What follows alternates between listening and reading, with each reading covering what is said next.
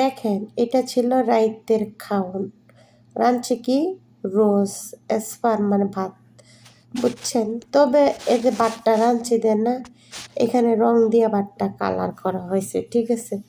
তবে একটা জিনিস কি জানেন, মানুষের জীবনে কষ্ট ছাড়া আসসালামু আলাইকুম কলিজার ভাই ও বোনেরা, কেমন আছেন?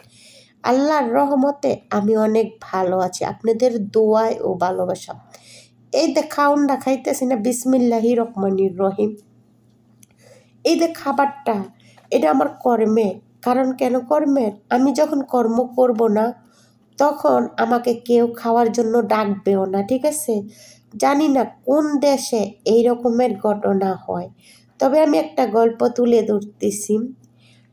একজনে মানে এক দেশের মধ্যে, সেটা কুমিল্লার মধ্যে ঘটনাটা ঘটছে, কুমিল্লা আপু বলছে বলতে, সেখানে তারা ভাই বোন অনেকজন।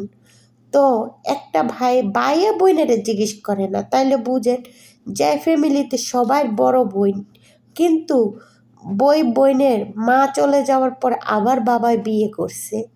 তো বিয়ে করার পরে সে তো যখন বড়, তাহলে ওই ঘরের বাবা যখন আরেকটা বিয়ে করছে, সেই ঘরের পোলাপাইনগুলো অনেকগুলো পোলাপাইন হইতো, তাহলে পালছে কেউ? ওই বড় বোন পালছে না, যে তো মায়ের লইয়া যায় না সাথে, বাবার বাড়িতেই ছিল, ঠিক না।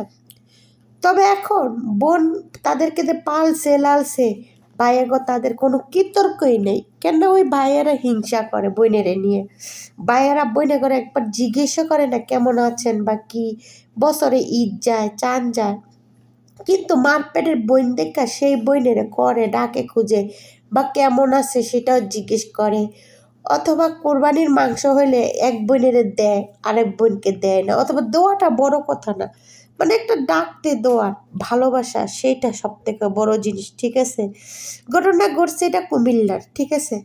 তবে মানুষ কোন দেশে এই রকমের আছে, তবে এক আল্লাহর কাছে দোয়া করি আল্লাহ পাক দেখ কোনো মায়ের সন্তান এইভাবে না হয়। কারণ বাবা তো 4-5টা বিয়ে করতেই পারে, বাপ আপনার মা হইতে পারে 2, বাপ তো আর 2 না, রক্ত তো আপনাদেরই, তারপরও মানুষের সাথে এত খারাপ ব্যবহার করেন, এসব ঠিক না। কারণ এইখানের মধ্যে আল্লাহর কাছে ভাই বোনের দেখা হবে না, দেখা হবে আমাদের এই জগতের থেকে, মানে এইখানে থেকে, যেখানে আমি হুজুরের থেকে শুনি, মানুষের থেকে শুনি। তবে হিংসা, হিংসা মানুষের কুল, এই কারণে সাথে বলি এই যে আমি খাওয়ানটা খাই, তবে এতে খাবারটা হইতেছে আমার অনেক কষ্টের, কষ্ট করে খাচ্ছি দেখে আমি খাইতে পারি, অথবা চলতে ফিরতে পারি। আর এই কর্ম আমার জন্য অনেক একটা নিয়ামত। আমার শরীরের ঘাম কখনো বেইমানি করবে না। বেইমানি করবে ওই সব মানুষ, যেই সব মানুষেরকে আপনি করবেন ধরবেন, দিন শেষে ওই সব মানুষের কাছে আপনি ভালো থাকতে পারবেন না। কেন ভালো থাকতে পারবেন? ওই আপনার দোষ ধরবে।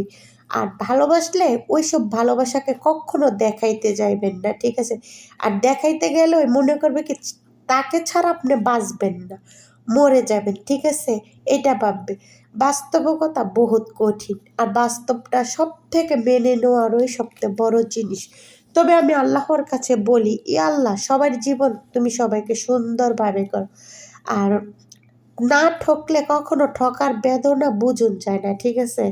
তবে ঠকতে হবে, আর 1-2বার ঠকলেও আপনি আপনার জীবনটাকে আরো সুন্দরভাবে গুছাতে পারবেন। এবং ঠকাইতে কারা পারে?